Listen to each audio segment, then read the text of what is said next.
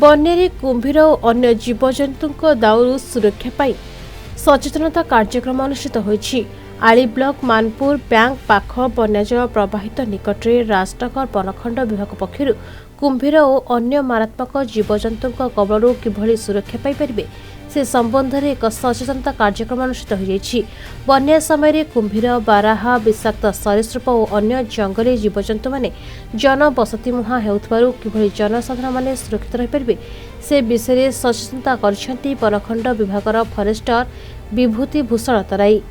ତାଙ୍କ ସହ ନିହାର ପରିଡ଼ା, ରାକେଶ ମହାନ୍ତି, ଲକ୍ଷ୍ମୀପ୍ରିୟା ଖଟୁଆ, ମନୋଜ ସାହୁଙ୍କ ସମେତ ଆଳି ଓ ରାଜନଗର ବନ ବିଭାଗର ଅଧିକାରୀ ଓ କର୍ମଚାରୀମାନେ ମଧ୍ୟ ଉପସ୍ଥିତ ରହିଥିଲେ। ଆମର କୁମ୍ଭୀର ସଚେତନତା କାର୍ଯ୍ୟକ୍ରମ ନଦୀକୂଳରେ ଥିବା ଗାଁ ମାନଙ୍କର ଜନବସତିରେ ବିଦ୍ୟାଳୟ, ସ୍କୁଲ, କଲେଜ ଇତ୍ୟାଦିରେ ଆମେ ସଚେତନତା କାର୍ଯ୍ୟକ୍ରମ କରୁଛୁ।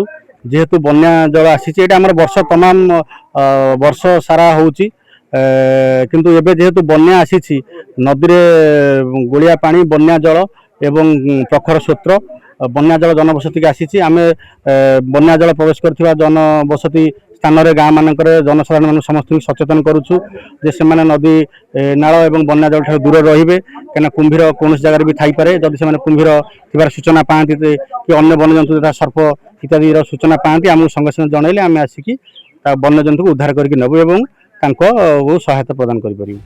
କେନ୍ଦ୍ରାପଡ଼ାରୁ ସତ୍ୟରଞ୍ଜନ ସିଂଙ୍କ ରିପୋର୍ଟ, ପ୍ରତିଦିନ ଟିଭି।